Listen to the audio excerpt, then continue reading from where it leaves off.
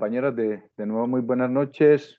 Bienvenidos ya a este quinto encuentro. Esto acabó, muchachos, acabó. Ya va este ciclo volando, como dijo Rizaloca. Este ciclo prácticamente ya se terminó. Quinto encuentro, bienvenidos.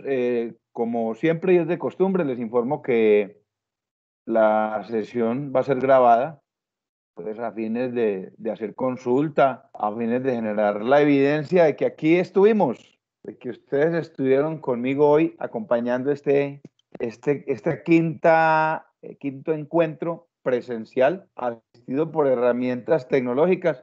De este módulo que, repito, se llama Taller de Investigación Formativa hacia una cultura de la investigación, pero que a solicitud de la universidad nos hemos enfocado, nos han pedido, de hecho, los que han podido abordar el módulo se dieron cuenta, la universidad nos ha pedido que el concepto de investigación formativa lo enfoquemos muchísimo en todo el componente de comprensión lectora, porque es la base de la construcción del conocimiento, la lectura. Por aquí llegó Juancho, Juan Camilo y Sebastián ya está por acá. Entonces la universidad nos ha pedido que nos centremos en el concepto de lectura como la base del aprendizaje, la base de la formación, la base de la construcción del conocimiento, sobre todo nosotros en el ejercicio académico que trabajamos el modelo de investigación aplicada. Cuando ustedes vayan a hacer su proyecto de grado, esos proyectos todos están fundamentados en componentes teóricos, en componentes paradigmáticos y en un estado del arte, es decir, en un conocimiento que ya está hecho, que ya está construido y que nos sirve a nosotros como palanca, como punto de partida para desarrollar no solo las investigaciones del proyecto de grado, sino todo el proceso de formación académica.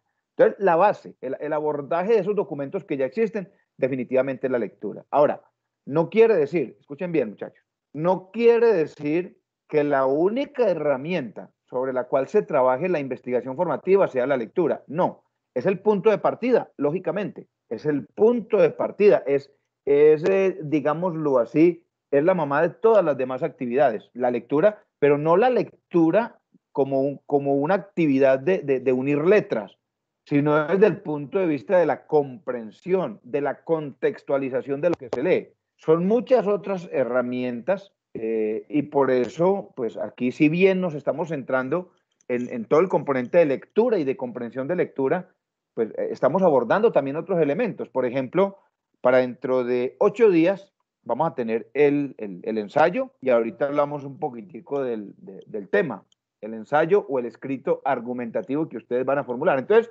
decía, hay muchas herramientas que nos permiten a nosotros la construcción del conocimiento a través de la investigación aplicada o de la investigación formativa. Herramientas como, por ejemplo, la participación en foros, la participación en conferencias. Todo eso genera conocimiento y hace parte de la investigación formativa. La redacción de artículos científicos, artículos no científicos, ensayos, escritos argumentativos, escritos de opinión. Todos esos son elementos que llevan al conocimiento a través de esta metodología denominada investigación formativa. Tenemos también los componentes de sustentación y de argumentación oral. Argumentación oral que son fundamentales para la construcción del conocimiento. Entonces, yo quisiera preguntarles, antes de abordar algunos conceptos, porque hoy vamos a seguir definiendo algunos conceptos que son prácticos frente al ejercicio de la lectura y frente al ejercicio de la comprensión lectora. Son ejercicios prácticos. Yo sé que a veces suena demasiado teórico todo esto, pero si nosotros lo vamos poniendo en práctica, vamos a empezar a notar el resultado en temas de adquirir conocimiento, en temas de argumentar, en temas de poder redactar. Como ustedes se dieron cuenta, hicimos un primer ejercicio de comprensión lectora que fue sencillo. Fue práctico el primero que hicimos en el sentido de aplicar la comprensión literal de lectura, para que nos vayan quedando claros todos estos conceptos. Comprensión literal, lo que yo observo en el texto, casi que entrecomillado. Y a eso se refieren, por ejemplo, fechas, sitios, nombres de personas, nombres de lugares, situaciones cronológicas. Todo eso que la memoria puede retener o que al menos cuando yo estoy leyendo un documento, la memoria puede recordar dentro del contexto dónde estaba esa fecha, dónde estaba ese nombre. O sea, hay un uso allí muy importante de la memoria de corto plazo, pero que todo ese conocimiento va alimentando la memoria de largo plazo. Yo les decía a ustedes hace 8 días, por ejemplo, yo llevo 20, 25 años leyendo sobre teoría administrativa y cada vez que leo contextualizo. Esto me trae a la mente. Cuando yo leo, por ejemplo, cuando yo leo a Michel Godet, que habla de la prospectiva organizacional, yo inmediatamente pienso en los primeros teóricos de la administración, Henry Fayol, Frederick Taylor, porque ellos fueron los primeros en hablar de planeación. Ya luego otro le puso el apodo al nombre, ya la llamó planeación estratégica. Otro señor Mujica la llamó planeación prospectiva. Entonces, todo eso, toda esa lectura que yo he realizado durante cerca de 30 años que llevo estudiando, esa lectura ha construido en mí un conocimiento que llegó para quedarse. Y llegó para quedarse porque he aplicado algunas de esas técnicas, sobre todo técnicas de contextualización. Entonces, hicimos un primer ejercicio de comprensión literal de lectura, donde se preguntaban fechas, nombres, que fue el de la Segunda Guerra Mundial. Luego, el parcial, ustedes se pudieron dar cuenta, el que desarrollaron hace 8 días, ya entró en un poquitico más de complejidad, porque si bien el documento tenía unas 10 preguntas sobre comprensión literal, pues tenía también unas sobre comprensión inferencial. ¿Qué cree usted? Esta frase que aparece allí, ¿a qué se refiere?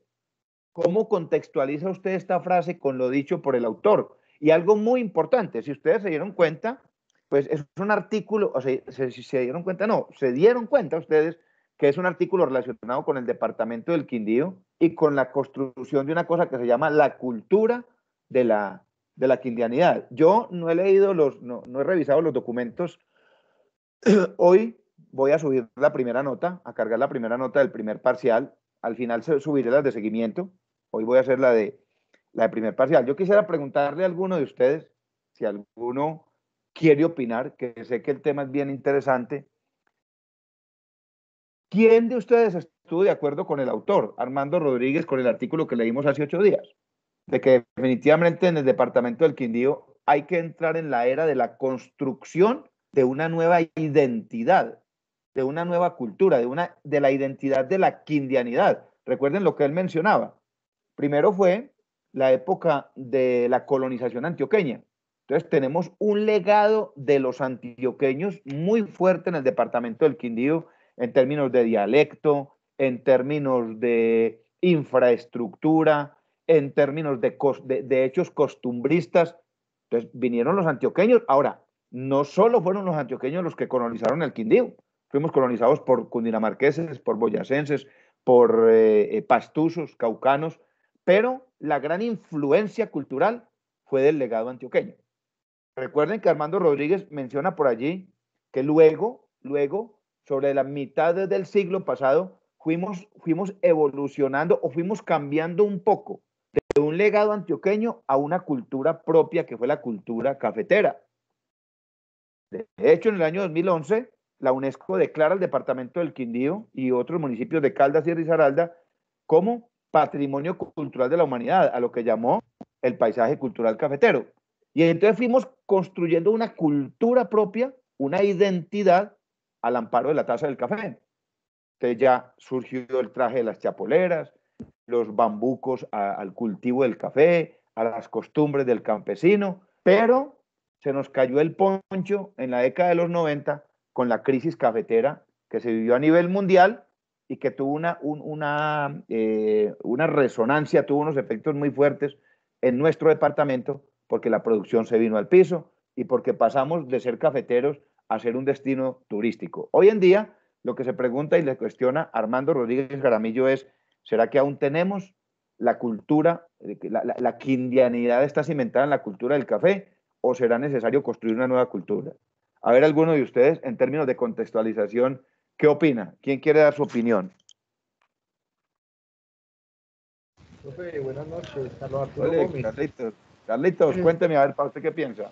No, profe, por ejemplo, como dice el autor, pues para mí, con mi concepto, yo creo que es algo que debemos de construir y plantear, porque si nos enfocamos en lo del café, ya el Quindío prácticamente, los palos de café están es como de lujos en los hoteles, lo veo yo por ese lado. Sí, perfecto. Y segundo, pues viéndolo como del lado de la rentabilidad, pues realmente cultivar café ya no es rentable, ya prácticamente se cultiva es en asocio con el recolector. Y aparte de eso, si resulta recolector es porque realmente la mano de obra para eso muchas veces es más complicada. Bueno, Carlos, entonces usted considera que definitivamente en el departamento debemos crear una cultura propia bajo otros conceptos de identidad cultural, o seguir cimentados en la cultura del café, aunque ya el grano no sea tan representativo como producto de desarrollo económico. Carlitos. Sino que, por ejemplo, profe, pues desde mi punto de vista, en parte es algo pues que, que, que traemos como de años atrás, pero si vamos a lo real, donde ya prácticamente no se ven fincas cafeteras como antes, sino meros hoteles, solo hotel y centros recreacionales y eso. Entonces ahí es donde uno se plasma algo, venga, vamos bien por ese camino o qué hacemos. Claro, Por perfecto, ese lado. exactamente. Por Sí, ejemplo, porque hemos venido evolucionando, sí, Carlos. vea, por ejemplo, profe, lo que leía en un artículo ya esta semana, que nosotros somos una de las zonas que tenemos el acento neutro. O sea, no somos ni de allá del valle, ni de la parte por el decir, de Antioquia. Entonces, hasta en el acento estamos como un poquito perdidos. Como en un punto medio. Sí, O sea que sí deberíamos trabajar por crear una cultura propia, ¿cierto? Una sí, cultura en sí, claro. gastronomía, costumbres, Por ¿cierto que ejemplo, sí? yo le digo una cosa, profe. Por ejemplo, yo soy de acá del Quindío y yo hasta ahora, yo no sé cuál es el plato representativo de nosotros. Pues por ahí me han dicho que es que el sudado montañero, pero Exactamente, es, pero no El lo hemos, sancocho. no, o el sancocho de Río Verde, o el sancocho trifásico, ¿cierto? Pero no lo hemos sí, institucionalizado en el sentido de que no nos hemos empoderado, porque uno ve, por ejemplo, que el paisa defiende su bandeja donde vaya, y defiende su acento, y defiende, ¿cierto? Exactamente. Entonces lo que dice Carlos es cierto, y lo que Jenny por allí decía, el sancocho. No Profe, tenemos pero una mire que a mí no identidad. me parece malo lo de, o sea, pues no, al contrario, fue una condecoración, o sea, no fue algo como malo, no es que seamos neutros, es que, o sea, fuimos la ciudad del mundo donde se habla el mejor español. Eso es bueno, eso es Claro, buenísimo, no, claro. a pesar de que acá muchas personas no son pues precisamente ni instruidas, usted ve mucha persona que aún ni siquiera es bachiller, pero eso a mí me parece bueno. no, compañera, y es bueno por ese lado, pero venga, entonces ahí es donde uno aplica, por ejemplo, el regionalismo. Usted va a Medellín y Ave María, pues dice, es paisa, o sea, va para Cali, mira, ve, Oíste, ve. No, mira, eso depende de dónde estés, porque si usted se va para Bogotá, usted para el rol, usted es paisa. Si yo me voy, o sea, yo que viví tantos años en Bogotá, yo para todo el mundo era paisa, fuera de Pereira, menos allá son cuyabro, no saben quién es un cuyabro. Lo que pasa es que no es por eso, lo que pasa es que nos falta de pronto tal vez identidad, o sea, cualquier persona no sabe que acá somos cuyabros, para acá cualquiera de nosotros somos paisas. Esas son cosas Perfecto. diferentes, pero no tiene que ver ni con el acento, ni nada por el estilo, porque cada uno tiene su propio acento. El de Antioquia es más arrastrado, ¿sí? Las niñas y todo hablan mucho más arrastrado que uno. Uno habla Bueno, como más ligerito, esa es la diferencia. perfecto, exactamente. No es que Oiga, se me peguemos, ¿no? alborotó, se me alborotó el perro. Bueno, yo pregunto, contextualizando el artículo, espérate un momentico y lo calmamos. Venga para acá, mijo. Contextualizando el artículo, pregunto, ¿a qué se refiere el autor cuando habla de quindianidad? Recuerden, ¿A qué se refiere el autor? Cuando él habla de quindianidad, ¿a qué estará haciendo referencia? Quindianidad. ¿Qué será para ustedes quindianidad? ¿A quién se le ocurre?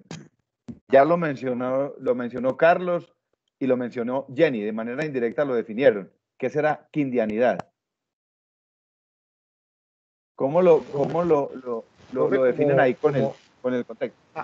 Algo pues que buscar algo como que nos represente, pero que realmente se vea como más marcado. O sea, que algo, este plato no, este es del Quindío porque algo elabora, no, este acento es, usted es quindiano. Algo, pues para mí eso muchas veces no, y como dice la compañera, sí, a todos nos dicen paisas, no a muchas regiones nos dicen paisa, independiente del departamento, que porque uno es blanquito o porque es del interior del país. Pero yo digo es como algo que nos represente de como más, que nos destaque mucho más. Exactamente. Entonces, el término, Carlos, está la palma de cera también. La palma de cera también. Claro, es propio. O el café. O el café, es decir, y los cafés especiales. O sea, nosotros tenemos muchos elementos que nos identifican. Sí, Juancho. Es más de apropiarnos del Quindío, de lo que tenemos, de la riqueza que tenemos, de todo lo que tenemos acá y hablar con propiedad del tema del café, de los pueblos, de todo lo que nos representa como cuyabros. Es más de eso, pero acá hay para hablar y para mostrar y para representar a Colombia con mucho, porque acá nos reconocen, no nos estamos olvidados, es muy turístico, lo visitan mucho, gusta mucho, se amaña mucho el turista acá, los rolos no salen de acá, entonces Sebas, usted lo acaba de decir. Entonces, según el contexto de la lectura, recuerde que hablando en términos de comprensión lectora, entonces Armando Rodríguez utiliza el término quindianidad. Él dice, el quindío está por construirse y la quindianidad la tenemos que construir entre todos. Cuando él habla de quindianidad, como lo dice Sebas, es apropiarnos de todos esos elementos que son nuestros, que ya los tenemos, que son propios, pero apropiarnos en el sentido de hablar de ellos, posicionarlos. ¿Y eso qué significa en términos del contexto del artículo? Yéndonos al autor, significa crear una cultura propia, porque estamos tan cerca del valle que podríamos ser influenciados por el valle y somos tan cercanos a la colonización antioqueña que podríamos ser casi que de la cultura antioqueña o dejarnos llevar por el sesgo de ellos, pero dice el autor, recuerden que estamos hablando del texto y ahí están nuestras opiniones en términos de comprensión lectora. Armando Rodríguez dice, debemos construir quindianidad, o sea, identidad quindiana, a través, que como lo dice Sebas, de unos elementos que ya existen, de unos elementos que ya están. Jenny lo mencionaba ahorita, hace unos 7, 8 años, no sé si ustedes recuerdan, en el Encuentro Nacional de Gastronomía, el primer puesto lo ocupó creo que fue el sudado montañero, un plato que ya se hace típico y el participante fue Alfredo, el del restaurante de Barcelona. O sea que sí hay unos elementos que nos caracterizan, que hacen que tengamos una identidad diferente, pero que no nos hemos apropiado de ellos. Entonces, eso es comprensión lectora. Es que el lector se meta en el texto, se meta en el contexto, se identifique con el contexto, se encuentre con él y sobre él pueda opinar y definir. Bacanas las intervenciones, les agradezco, muchachos. Ahora entramos en materia del próximo parcial, que es para dentro de 8 días, marzo 22, dice, deben elaborar un ensayo argumentativo.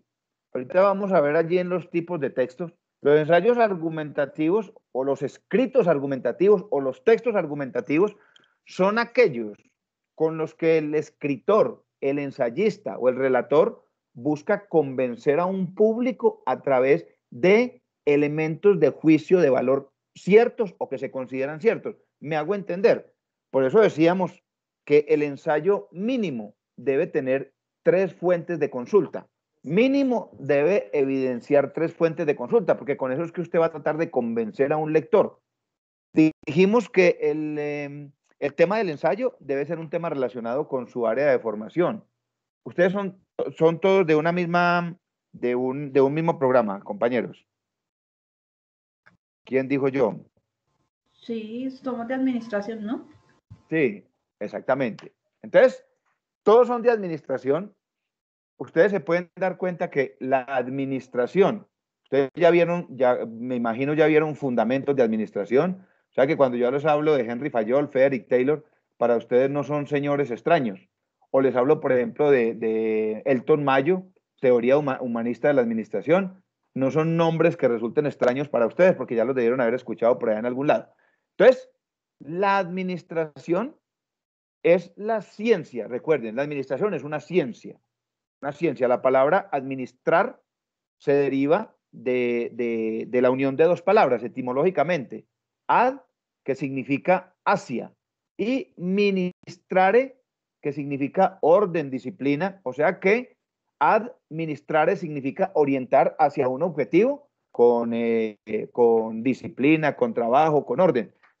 Y ese concepto de administrar está fundamentado en 4 principios: planear, organizar, dirigir y controlar. Sobre 1948-1950 más o menos, se reconoce la administración como una ciencia y termina hoy reconociéndose como la ciencia de mayor transversalidad a nivel mundial, por la universalidad. Me hago entender. A cualquier sitio donde ustedes lleguen hay un proceso administrativo. Uno llega a una clínica y lógicamente lo atiende el personal misional, el personal operativo, las personas que desarrollan los procesos misionales, el médico, el enfermero, el camillero, pero detrás de esos profesionales misionales necesariamente tiene que haber una estructura organizacional y administrativa. En la universidad, nosotros somos los que nos entendemos con ustedes, algunos de registro y control, pero detrás de todo el andamiaje académico hay una estructura administrativa y organizacional. ¿A dónde voy con esto? Que siendo la ciencia de mayor transversalidad, los temas que tienen ustedes para escoger, para elaborar el ensayo, son cantidad de cantidades, planeación estratégica, estructura organizacional, gestión del talento humano, liderazgo, administración emocional, todo el concepto de planeación prospectiva. O sea, tienen muchos temas de dónde escoger para elaborar un buen ensayo.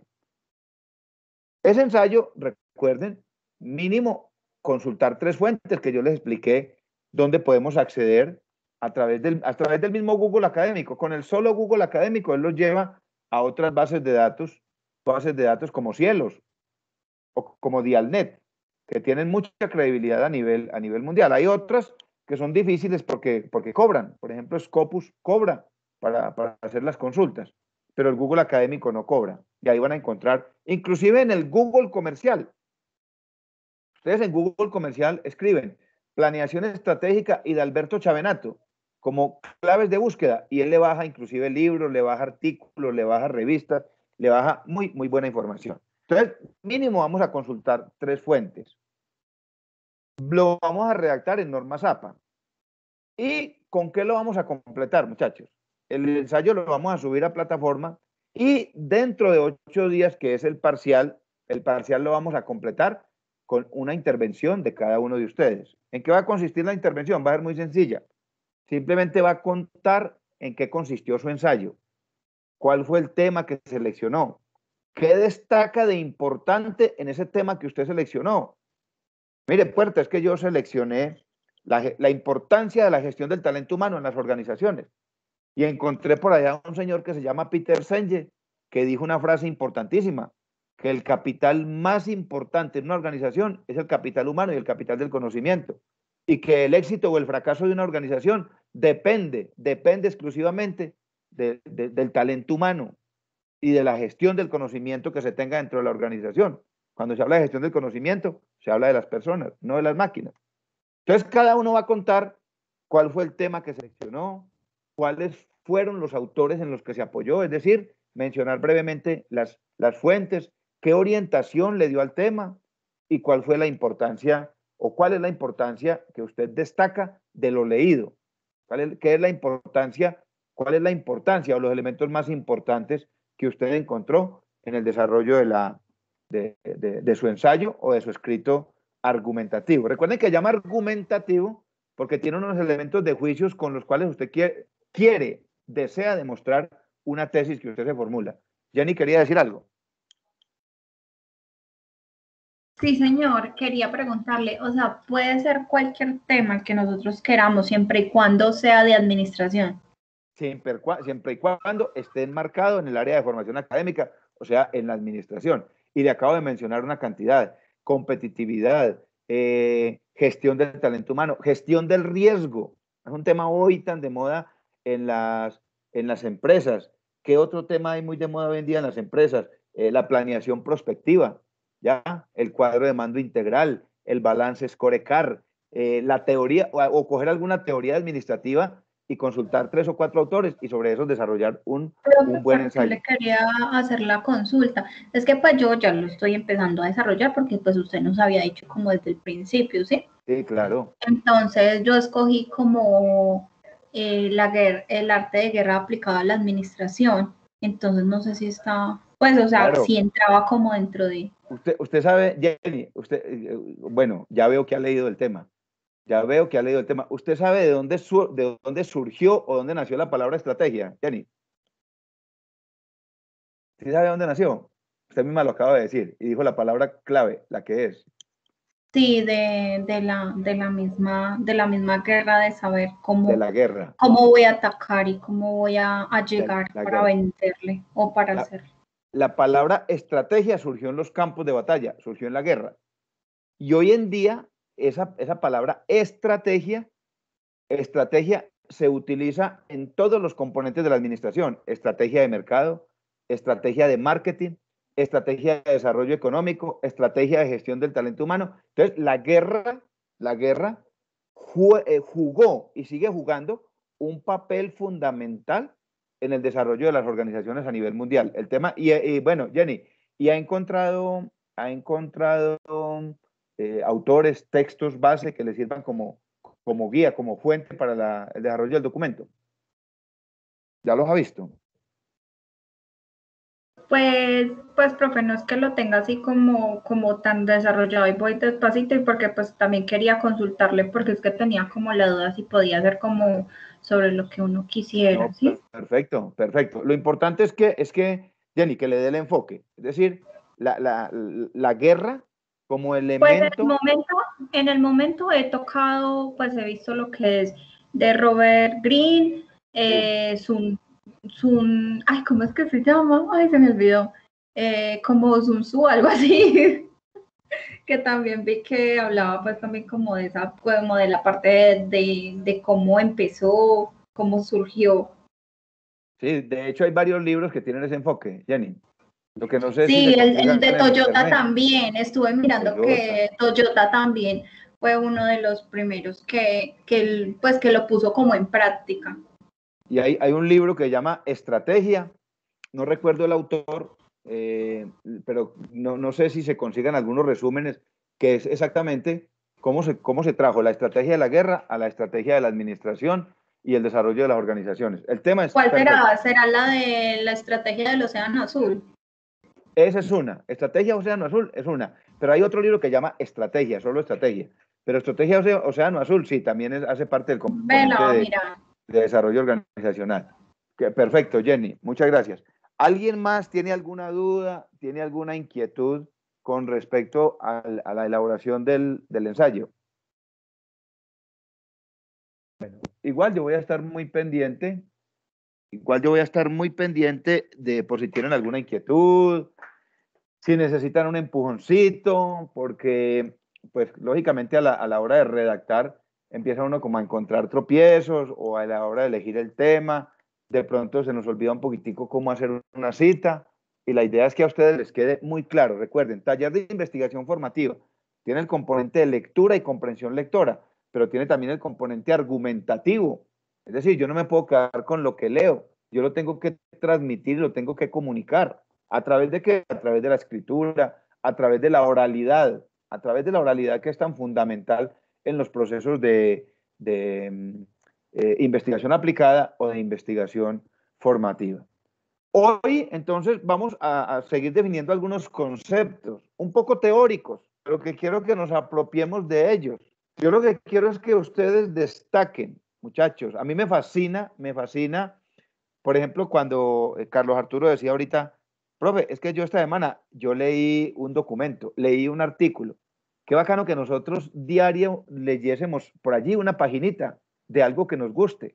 Mire, ustedes que están estudiando administración, hay cantidad de libros súper bacanos, súper bacanos. Yo tengo una lista bastante extensa de libros que he leído sobre conceptos de administración técnicos y algunos novelescos. Por ejemplo, yo no sé si ustedes han escuchado hablar de un libro que se llama La Meta, de Eliyahu Goldratt, que es donde nace la teoría de las contingencias. Ese libro inclusive lo llevaron a película.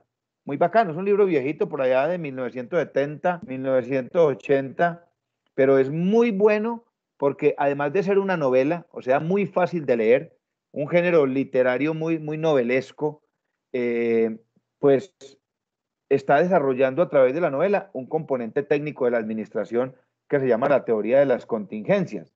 Entonces hay una cantidad de libros muy buenos y sobre todo los libros de administración son muy agradables de leer. Por ejemplo, los que acaba de mencionar Jenny, ¿ya? O por ejemplo, los libros de Robert Kiyosaki. Ahora salió un libro muy bacano que se llama De 0 a 1, no recuerdo el autor, es sobre emprendimiento. Y es un libro con un género literario muy fácil, o sea, no es complicado de leer, no tiene cantidad de definiciones técnicas que de pronto muchas veces son los que lo aburren a uno al momento de leer. Qué bueno que diario nosotros estuviésemos leyendo al menos una página de un libro, un artículo por allí de una revista indexada o un artículo de prensa que nos llame la atención, ¿ya? Un artículo en Portafolio, en la revista Dinero, que nos ponga en contexto, porque lo que se busca con la lectura es eso, que nosotros estemos contextualizados con una realidad, que conozcamos nuestro entorno, que sepamos qué pasa con nuestro país, cómo está Colombia a nivel de la región, cómo está Colombia a nivel del mundo, cómo está el departamento del Quindío en el tema de Producto Interno Bruto. Por ejemplo, hace 20 días salió el Informe Nacional de Competitividad, donde aparece cada uno de los departamentos calificados a través de unos estándares: educación, vías, servicios públicos, bilingüismo, desarrollo en ciencia y tecnología, innovación, y cómo está el departamento del Quindío y qué debilidades tiene. Y es un documento que es gratis. Lo encuentran ustedes allí en internet. Simplemente ponen Informe de Competitividad Nacional 2020-2021 y sale un informe bacano de la Universidad del Rosario y de la Comisión Nacional de Competitividad. Un documento muy bien hecho, con gráficas, muy bien logrado. Qué bueno que de pronto a algunos le ocurriera hacer el ensayo sobre ese tema. Y podría ser esa fuente en temas de competitividad y de pronto una fuente de Michael Porter o un autor que hable de temas de competitividad. Bueno, decíamos entonces que, bueno, hoy les decía que hoy vamos a definir algunos conceptos, 40 minuticos, una hora, para yo no cansarlos tanto con tanta teoría, porque yo lo que quiero es destacar la importancia de la lectura en la formación de un profesional. La importancia de la lectura en la formación de un profesional. Por eso hay preocupación de las universidades al momento de presentar las pruebas Saber TIT, las pruebas Saber Pro o las famosas pruebas PISA, porque estas pruebas están construidas casi sobre un elemento base que es la lectura crítica. La lectura crítica, pero como no tenemos el hábito de leer, entonces cuando nos enfrentamos a esa prueba Saber Pro, encontramos ejercicios de lectura, por ejemplo, una página, casi una cuartilla, para contestar 3 preguntas.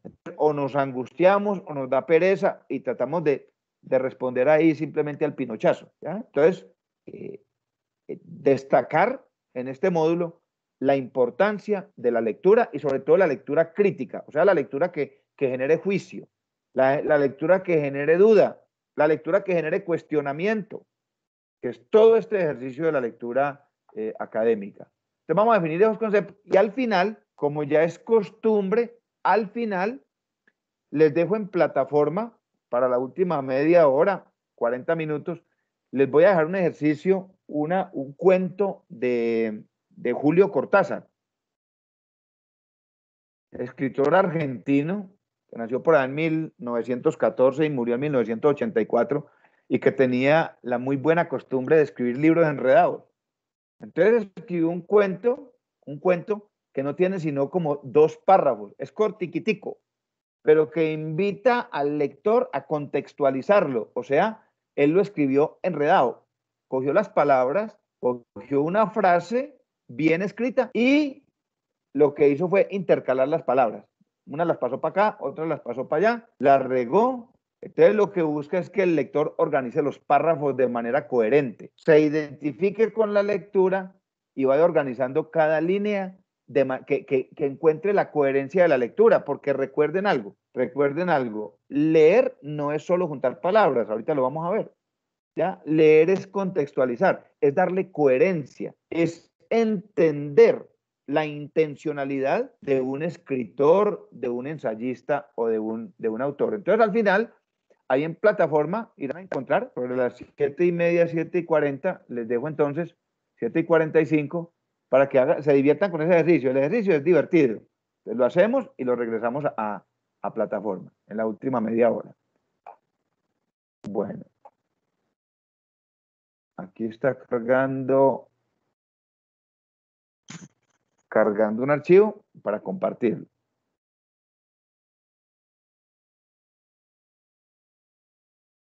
Bueno, encuentran ahí, observan ahí una presentación en Power, ¿cierto? Comprensión de lectura. Alguien que Sí, por favor señor. me diga si es listo, perfecto. Entonces quiero empezar destacando la importancia de la lectura, destacando la importancia de la lectura primero a través de este autor, Jorge Luis Borges. Dice este señor, entrecomillado, de los diversos instrumentos inventados, ingeniados, generados por el hombre, dice él, el más asombroso es el libro. Destacando con esto lo que yo ya les mencionaba en encuentros anteriores, destacando con esto lo que yo les destacaba en encuentros anteriores. ¿Qué sería del mundo? ¿Qué sería de nosotros los seres humanos sin la escritura y sin la capacidad para identificar esos grafos? Es decir, esos jeroglíficos o esos códigos, sin la capacidad para descifrar esos códigos, esa capacidad la llamamos lectura.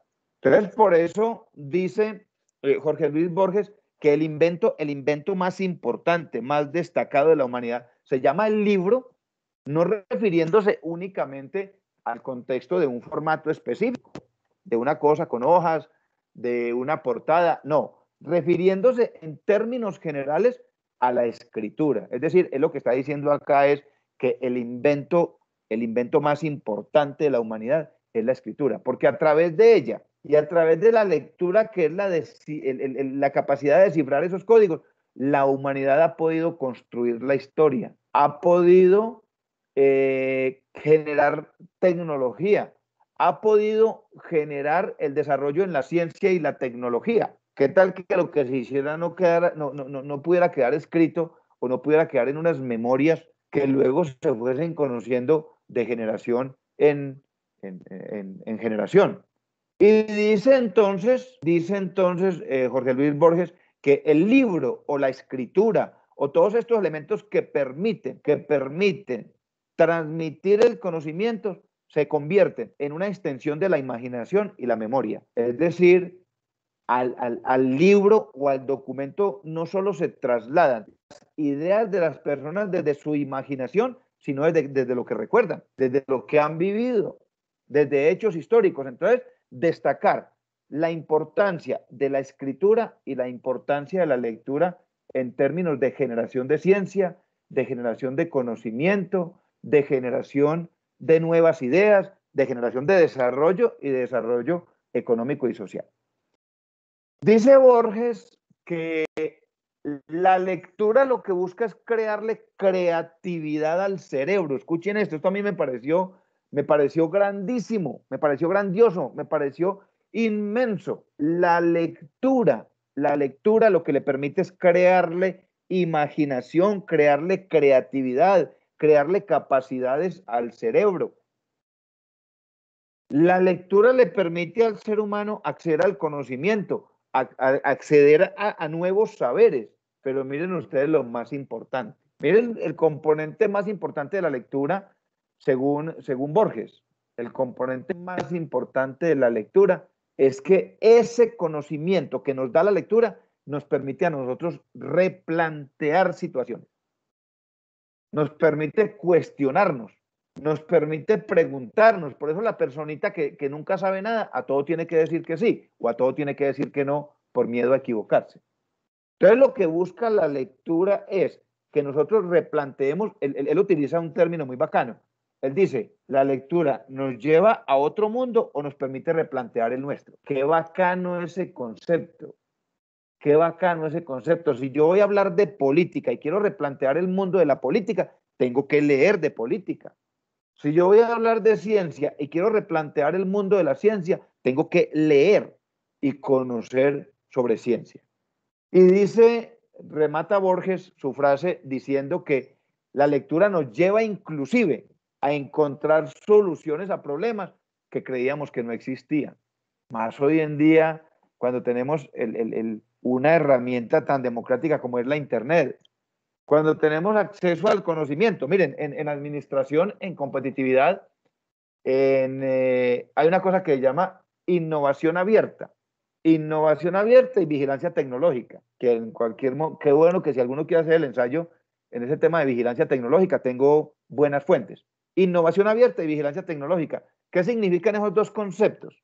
Significan que las empresas o las organizaciones podrán acceder a solucionar sus problemas partiendo de la base de la solución que otros ya dieron. Lo voy a explicar con un ejemplo. Alguna vez la fábrica de vajillas Corona, que queda en Antioquia, en Abejorral, municipio de Abejorral, Carmen de Viboral, ellos empezaron a tener un problema en la planta de producción. Y resolver el problema en términos de investigación tecnológica les costaba alrededor de 1.000 millones de pesos.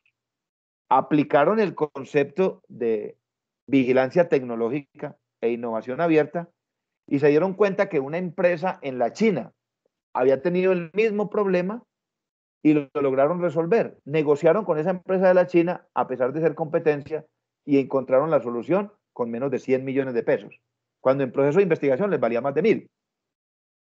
¿Y eso cómo se logró? A través de lectura, a través de acceder a documentos, de acceder a nuevos conocimientos. Entonces, lo que dice Borges es, mire, la lectura es tan inmensa, es un regalo tan lindo que tenemos nosotros que nos permite inclusive resolver situaciones o resolver problemas en las que creíamos que no existía una solución. Entonces, destaquen ustedes esta importancia de la lectura. La lectura nos genera creatividad, nos genera imaginación y nos permite replantear nuestro mundo. ¿Y cuál es nuestro mundo? Nuestra realidad, nuestro contexto, nuestro entorno, ¿ya? Y por eso les decía ahora, pues el que no sabe nada, o a todo le dice sí, o a todo le dice no. Dicen los autores, o refieren los autores y los expertos, que comprender un texto es darle sentido. Por eso, el ejercicio que vamos a hacer ahora, al terminar la clase, si ustedes lo leen de corrido, siendo tan solo 3 párrafos, eso no lo entiende nadie. Pero si ustedes le empiezan a dar sentido, es decir, empiezan a reorientar esos códigos que se convierten en palabras, palabras que se convierten en frases, frases que se convierten en párrafos. Y en la medida que le vayan dando sentido, empiezan a comprender el mensaje del que lo escribió. Ese es uno de los componentes más importantes de la lectura. Darle sentido, es decir, contextualizar. Yo sé que ustedes hace 8 días, mientras leían el artículo y desarrollaban el primer parcial, ustedes se imaginaban el departamento del Quindío, se imaginaban la cultura antioqueña, que hubo pues hombre, el machete terciado, el sombrero, el poncho. Luego cuando llegaron a la segunda parte del escrito que tiene que ver con la cultura cafetera, entonces empezaron a imaginarse la tacita de café en la finca, en Recuca, ya, entonces la lectura lo lleva a uno a volar por el mundo, a contextualizar. Y ojo a lo más importante de la lectura. En la lectura recuerden que actúan 3 elementos, 2 sujetos. El emisor, que fue la persona que escribió el artículo, que escribió el documento. El receptor, que es cada uno de nosotros, quien está allegando a la información, quien está accediendo a la información. Y lógicamente el medio, que será el libro, será el papel, será el correo electrónico, será el internet, mediante el cual se transmite ese mensaje, mediante el cual se transmite ese mensaje. Pero ojo, que tan activo es el escritor como el lector. Es decir, el lector siempre deberá ser un sujeto activo, porque uno como lector siempre deberá comparar, corroborar o de alguna manera poner en contexto lo que está leyendo con sus propios conocimientos. Venga, yo le doy aquí ingreso a un compañerito y volvemos a la diapositiva.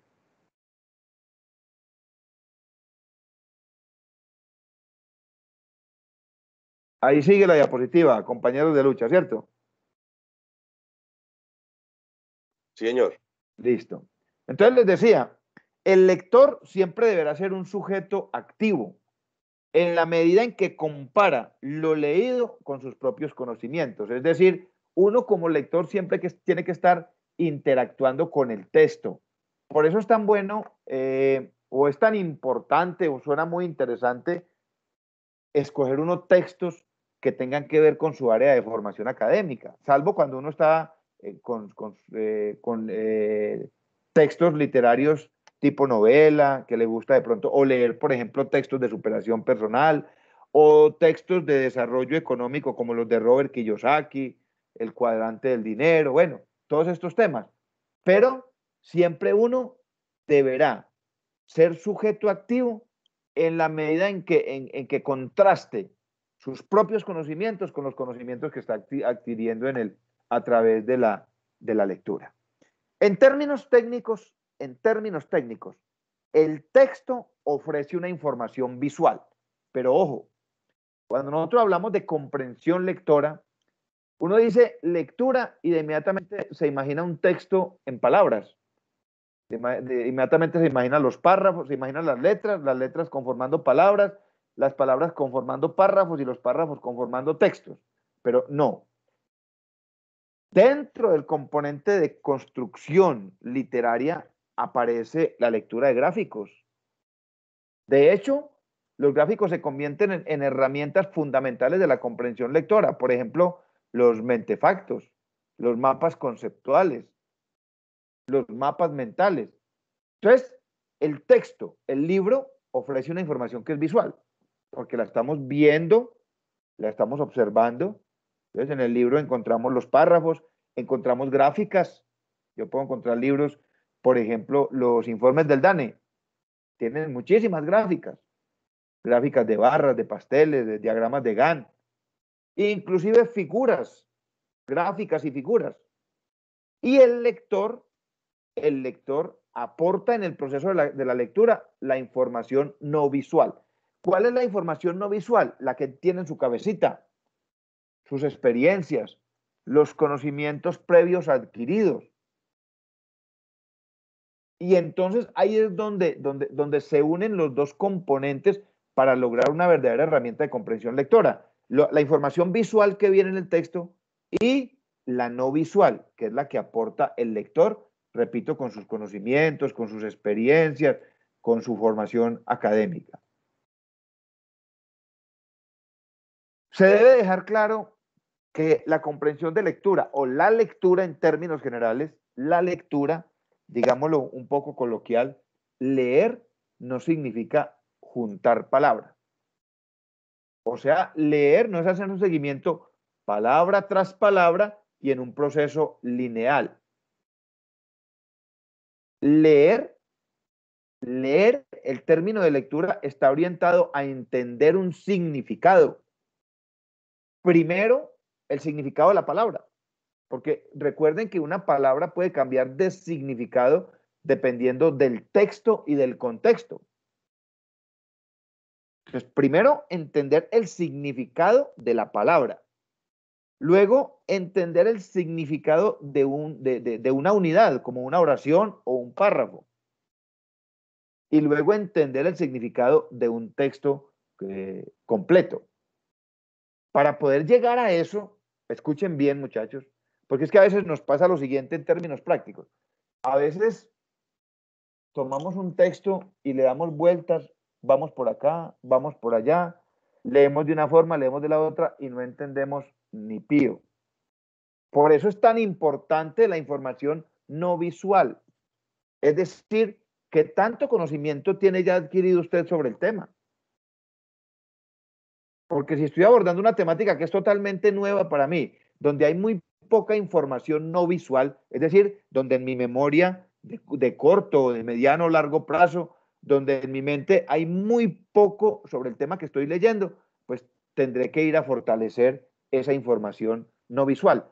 Porque esa información que tengo yo como lector o ese conocimiento sobre el tema termina siendo fundamental a la hora de comprender lo que estoy leyendo.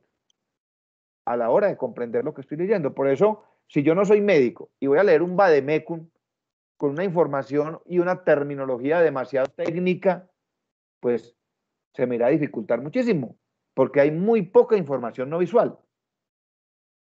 No estoy contextualizado con el tema que voy a abordar. En ese orden de ideas, entonces encontramos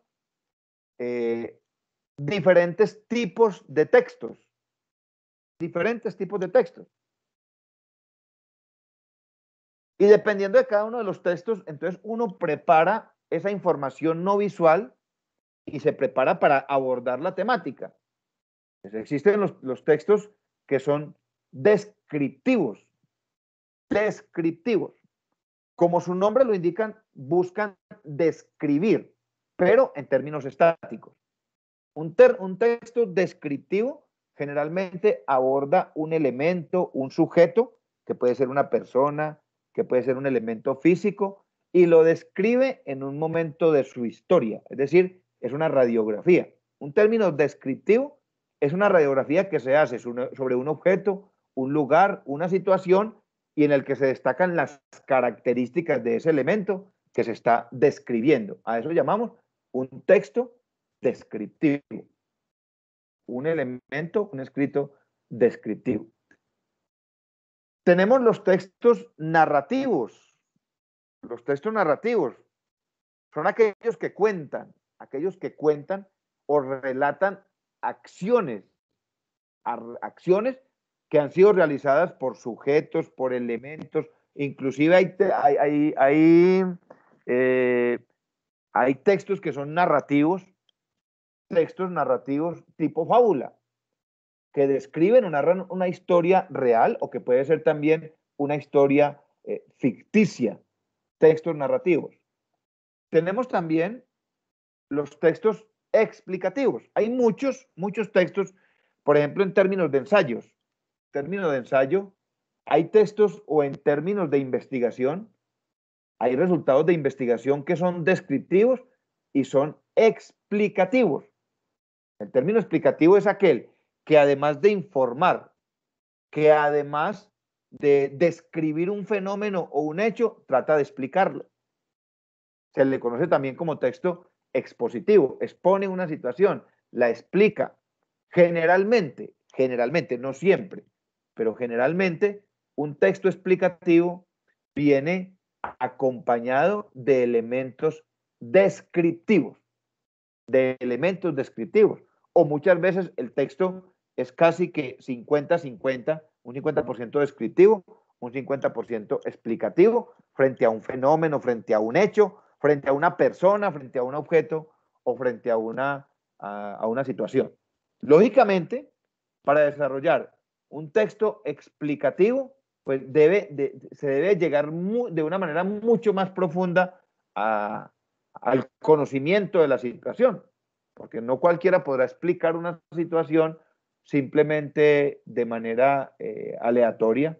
Tendrá que haber mucho más acercamiento a la información. Y tenemos los textos argumentativos. Recuerden que el ensayo deberá ser un documento o un escrito argumentativo. ¿Cuáles son estos tipos de textos? Son aquellos que presentan diferentes recursos y justificaciones. Recursos y justificaciones. Entonces, por eso yo les decía, vamos a consultar mínimo 3 fuentes. Esas 3 fuentes se van a convertir, para cada uno de ustedes en el ensayo, se van a convertir en recurso. Y la información que salga de aquellas fuentes se van a convertir en el elemento de justificación. Me hago entender.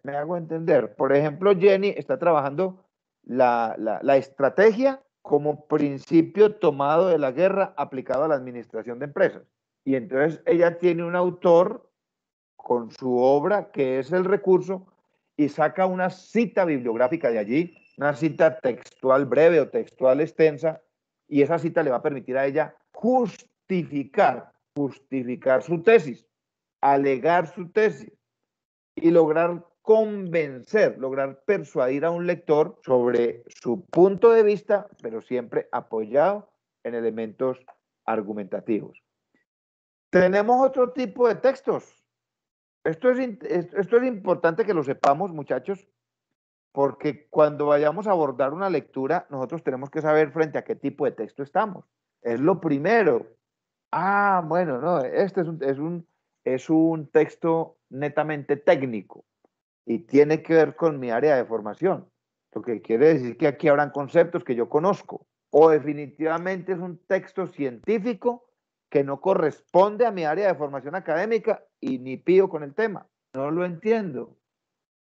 Entonces, repito, todas estas definiciones son para nosotros contextualizarnos con la comprensión lectora. Pues cuando voy a empezar a leer, ¿qué tipo de texto estoy leyendo?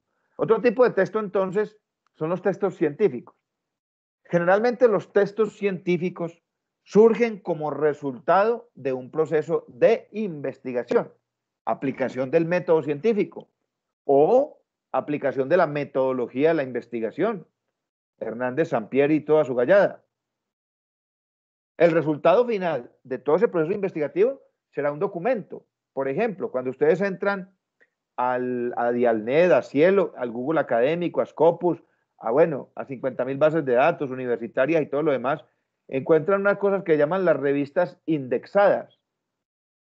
Esas revistas indexadas, los artículos se llaman indexadas por el índice de consulta, se llama indexación, y por el reconocimiento que tienen a través de instituciones dedicadas a la ciencia y a la tecnología. Los artículos que componen esas revistas son textos científicos, porque son el resultado final de investigación. Tenemos también los textos técnicos. El texto técnico es un tipo de literatura o un tipo de herramienta textual que generalmente aborda métodos y metodologías, es decir, procesos necesarios para realizar una actividad, para realizar una tarea, ¿ya?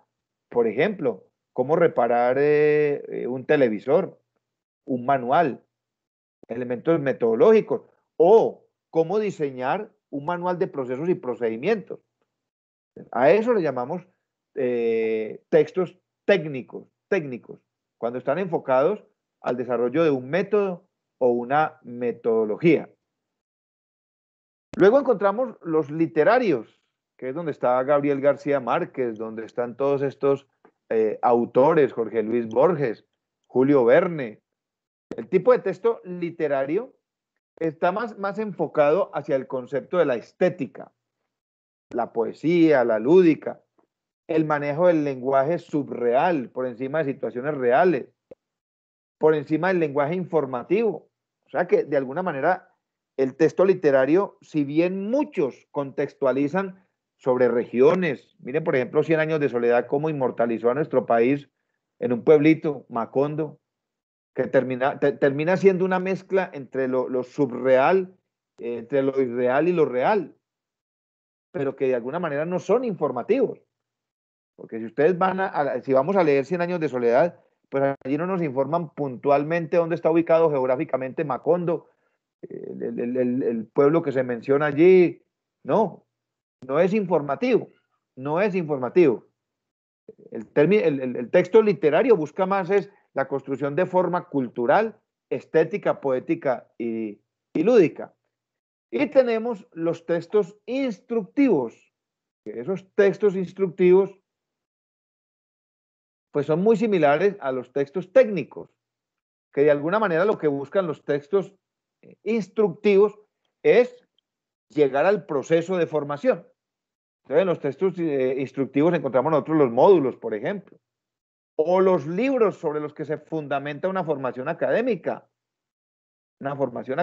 Todo lo que es investigación formativa y todo lo que es investigación aplicada.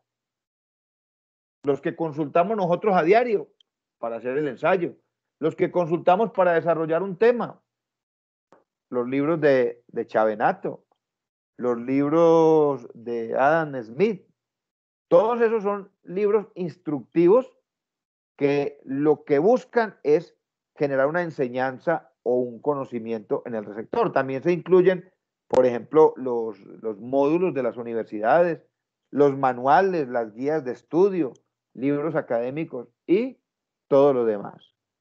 Y les mencionaba al comienzo que además de los textos conformados por estos diagramas que llamamos letras, por estos códigos conformados por frases, conformados por párrafos, pues también tenemos los tipos de texto gráficos, que son muy importantes, muchachos. Son muy importantes para generar conocimiento y para generar comprensión de lectura. Entre esos tenemos, por ejemplo, los mapas mentales. Estos textos gráficos nos permiten a nosotros de una manera acotada resumir información, de una manera acotada. Los diagramas, por ejemplo, un diagrama de flujo, un diagrama de flujo para un proceso y procedimiento. Resume el proceso, pero lo deja claro. Un organigrama. Uno va a una empresa donde son organizados y encuentra un organigrama y uno dice, aquí hay una estructura. Y teniendo muy pocas palabras, uno entiende. Uno lee, por ejemplo, el organigrama porque el organigrama le habla. El organigrama le dice a uno cuál es la unidad de mando horizontal, cuál es la unidad de mando vertical. Y miren ustedes que un organigrama tiene muy pocas palabras, inclusive no tiene conectores. Los conectores son técnicos. Uno sabe que si el organigrama es behaviorista o estructuralista y tiene líneas punteadas, uno ya sabe por la información no visual, es decir, por la información que uno tiene y el conocimiento, uno sabe que esas líneas punteadas son líneas de staff. Entonces, estos elementos visuales gráficos son muy importantes para construir conocimiento, o lo que tiene que ver con investigación formativa, los mapas conceptuales, los infogramas, los mentefactos, las barras, los pasteles, todo eso nos ayuda a nosotros a aprender. No es solo la lectura de estos códigos construyendo párrafos o construyendo frases, son también todos estos elementos. Y para hacer comprensión lectora es necesario, muchachos, acceder a todos estos elementos que son muy, muy importantes para construir conocimiento. Los mapas mentales, los organigramas, los mapas de procesos y procedimientos, los mentefactos, los infogramas y todo lo demás. Entonces, esos son los tipos de textos que nosotros encontramos en el medio de la escritura, en este amplio mundo de la escritura. Son estos tipos de textos, descriptivos, explicativos, literarios, instructivos, científicos, técnicos. Ya cada uno de nosotros identifica cuando está frente a un texto qué tipo de texto está abordando. Otro elemento fundamental que debemos nosotros tener en cuenta a la hora de leer y a la hora de generar comprensión de lectora son las famosas figuras literarias. Son muchas. Yo solo quise mencionar aquí algunas pocas como para que ustedes lo tengan en cuenta. Para que ustedes tengan en cuenta que existen figuras literarias, figuras que nos permiten redactar y figuras que cuando las encontremos en algún texto entendamos frente a qué estamos. Por ejemplo, una figura literaria común en el género literario, en el género novela, por ejemplo, es la metáfora. Lo mismo que el símil o la comparación. Ya, cuando el escritor dice, tus ojos son verdes como la selva, como está en el ejemplo, son verdes como la ejemplo, es lo que está, se está apoderando de una metáfora para decir que la persona tiene unos ojos bonitos o tiene unos ojos similares al verde de la selva, ¿ya? Pero que en términos reales eso no existiría. Lo mismo que el símil o la comparación, eres frío como el hielo. comparando a una persona en su actitud, en su forma de hablar, en su forma de pensar, con un témpano de hielo. Entonces son figuras literarias que pueden ser aprovechadas para una muy buena redacción de estilo. Tenemos, por ejemplo, la figura de la hipérbole. Repito, estamos definiendo algunas, muy pocas, pero son muchísimas. La hipérbole, por ejemplo, cuando dicen que una persona es exagerada al hablar. Mire, hermanito, mil y mil gracias. Mil, y le dijo 3.000 gracias, ¿cierto? O cuando la persona dice, hombre, es que yo ya 1.000 veces le pedí disculpas. Sería que si fueron 1.000, ¿ya? Entonces se le llama hipérbole cuando de alguna manera se exagera una actuación o se exagera un fenómeno dentro del componente literario. Tenemos, por ejemplo, que en algunas ocasiones se utiliza, no muchas, la metonimia, que consiste en generalizar un nombre o darle un nombre a una cosa para compararla o relacionarla con otra que tiene cercanía, ¿ya? Por ejemplo, cuando uno va a salir de rumba, bueno, vamos a beber guaro. Vamos a beber guaro, como generalizando todos los licores al guaro. ¿Y guaro qué es? ¿Es aguardiente? ¿Es ron? ¿Es whisky? ¿Es champaña? ¿Es ginebra? ¿Es vodka? No, vamos a beber guaro, ¿ya? Asimilando el guaro con todos los demás licores. A eso se le llama metonimia. Es bueno tenerlo en cuenta, porque son figuras que nos vamos a encontrar nosotros cuando hagamos lectura, ¿ya? Por ejemplo, también poco conocida, pero que muchas veces se utiliza, la anáfora. ¿Qué es la anáfora? Es una figura literaria que consiste en repetir muchas veces una palabra dentro de un texto, ¿ya? Y aquí tenemos el ejemplo. Aquí no pasa nada. Aquí todo es lo mismo. Aquí nadie sabe nada. Ese aquí, entonces, convierte la figura literaria en una anáfora. Es decir, utilizar muchas veces una palabra que no suena redundante, ¿ya? Porque podríamos decir, aquí no pasa nada, todo es lo mismo, nadie sabe nada. Pero se le da como el realce, el autor le da el realce a la frase repitiendo el aquí. Aquí no pasa nada, aquí todo es lo mismo, aquí nadie sabe nada. Oye, ya estoy como peleando yo. Aquí nadie sabe nada, aquí nadie dice nada. Y así en ese orden de ideas hay una cantidad de figuras literarias, ¿ya? Por ejemplo, la ironía, la escritura con ironía existe. Hay muchos autores que centran el género literario utilizando muchas frases con enfoque de ironía. Oiga, hombre, qué buen bailarín es usted, para decir todo lo contrario. Qué tan amable es esa señora, casi me traga de un grito.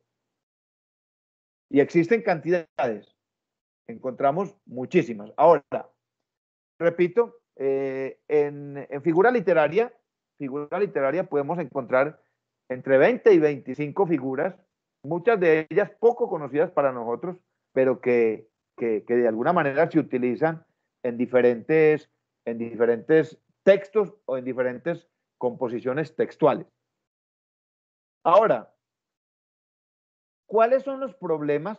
¿Cuáles son los problemas que generalmente conllevan a una dificultad de comprensión lectora?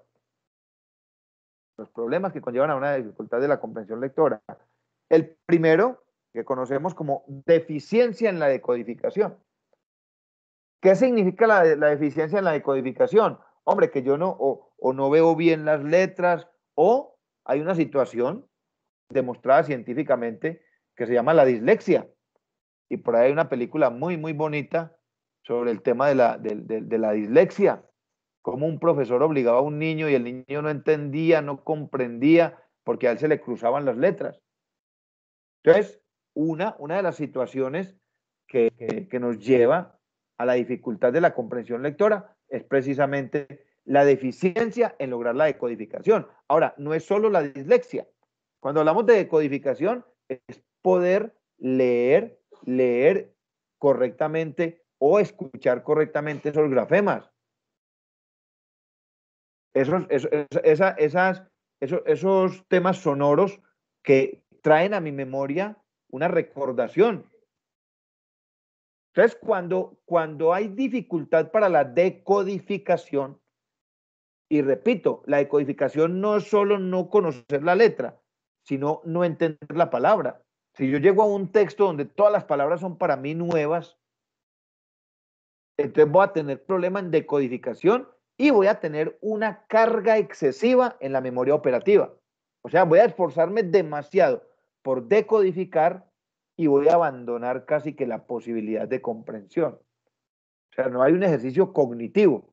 Simplemente me voy a preocupar tanto por decodificar. Es como cuando uno está, por ejemplo, yo no manejo inglés y trato de abordar un texto en inglés y de hacer comprensión lectora. Lo que estoy tratando es de decodificar ese texto, no de hacer comprensión lectora, sino de entender qué significa cada palabra o cada frase dentro de una oración, o cada palabra dentro de la oración. Entonces, uno de los principales problemas es la deficiencia en la decodificación, y eso nos pasa a muchos. Cuando uno dice, ay, ese poco de palabras tan raras que hay ahí, yo no las entiendo. Otro problema que es muy recurrente, este es muy recurrente, bajo el concepto de la comprensión lectora, es la poca comprensión de lo que se pretende, o sea, la poca comprensión de lo que se pretende. Escuchen esto, que suena como enredado, pero es diáfano como el agua. Cuando yo cojo un texto y no sé para qué lo voy a leer, o sea, no tengo claro el objetivo de la lectura, no tengo claro al final de la lectura qué estoy esperando. Pero cuando yo digo, es que me voy a leer el libro de Pablo Coelho, La Quinta Montaña, yo ya sé que es un género literario, yo ya sé que lo que estoy buscando es, más allá de adquirir conocimientos, es fortalecer mi léxico, es divertirme un poco con las lecturas de Coelho. Entonces, la poca comprensión de lo que yo voy a leer, es decir, no tener claro para dónde voy con la lectura, eso es fatal. Es fatal porque no voy a tener realmente comprensión lectora. Otro problema grave, y este sí es gravísimo, es la escasez de léxico, la escasez de vocabulario. Por eso es tan importante cuando yo estoy leyendo hacer una especie como de listica, una especie de glosario, una especie de listica de términos a los que yo les pueda buscar sinónimos, antónimos, con los que yo me pueda familiarizar, porque esa pobreza de vocabulario, esa escasez de léxico, pues no nos va a permitir hacer una verdadera comprensión lectora, porque no va a haber contextualización, o sea, no va a haber una conexión entre la información visual y la información no visual, porque la información no visual no va a existir, no va a estar en el sujeto activo que es el lector. Otro problema serio en términos de comprensión lectora son los conocimientos previos. Muchas veces son escasos. Cuando no hay conocimientos previos, entonces no hay información no visual. O sea que en la memoria no hay elementos que me permitan asociar lo que estoy leyendo con mis prácticas, con mis experiencias y con mi conocimiento.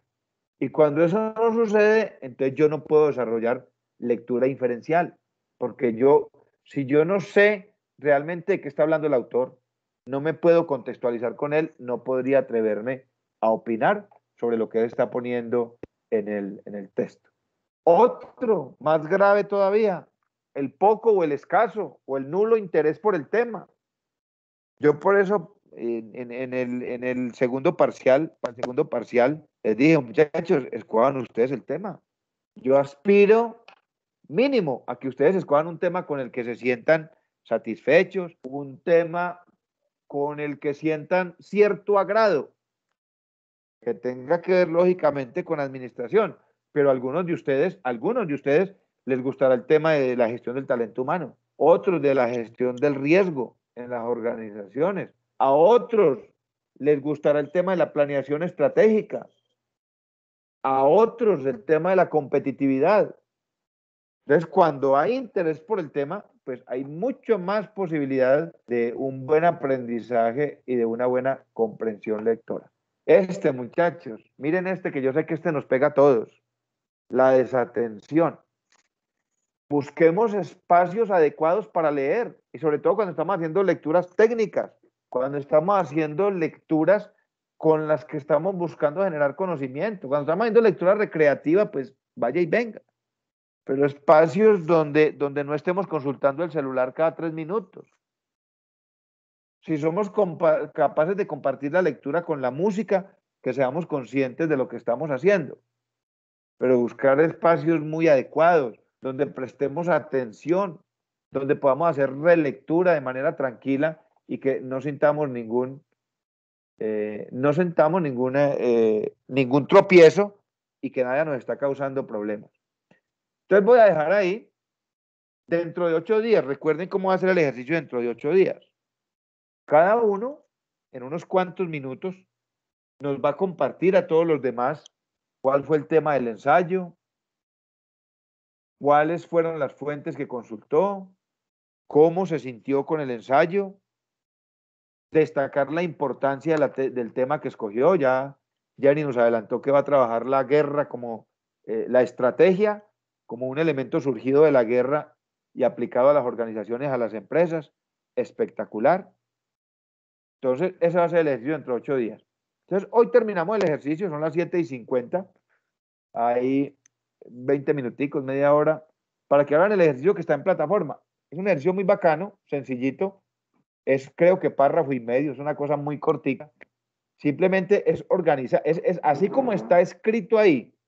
Yo no lo toqué para nada. Así como lo encuentran ustedes, lo escribió Cortázar. Así como está ahí. Una cosa loca. Simplemente es que ustedes cojan y le van dando coherencia a los párrafos, a las frases, y luego lo subimos nuevamente a la plataforma. Johan Eduardo está ahí, ¿cierto? Que yo no le he anotado aquí la asistencia. Johan Eduardo García Morales. Bueno, muchachos, yo sé que esto es muy teórico, yo sé que esto es cansón, yo sé que ustedes se agotan un poquito, yo también me agoto un poquito, pero es necesario en este proceso de formación académica, es necesario abordar los conceptos teóricos. Yo solo les pido que los prácticos los desarrollen cada uno de ustedes, que desarrollen habilidades, que desarrollen ustedes esa capacidad y ese deseo por la lectura y que entiendan lo importante que es la lectura en su proceso de formación académica, de formación profesional y en su vida diaria. La lectura nos forma, la lectura es la que nos da la cultura general, la lectura es la que nos da la oportunidad de opinar, de hablar, de argumentar y de sustentar. Yo los dejo, entonces, para que terminen el ejercicio. Si alguien tiene alguna duda, alguna inquietud, estoy QAP. ¿Correcto? ¿Claro para todos? ¿Quién dijo amén? Listo, profe, muchísimas gracias. Listo, Juancho, perfecto. QAP entonces. Ahí está en plataforma, lo encuentran en la semana 5. Dice, creo que se llama ejercicio. Si tienen alguna duda, yo estoy aquí pendiente, ¿correcto? Vamos para allá. Listo, profe, gracias. Listo, Seba. Hágale. Gracias. Listo, Carlito. Listo, Diana. Jaime, Jenny. Ok, QAP. profe, muchas gracias. Listo, Jaimito. QAP. Vamos al ejercicio.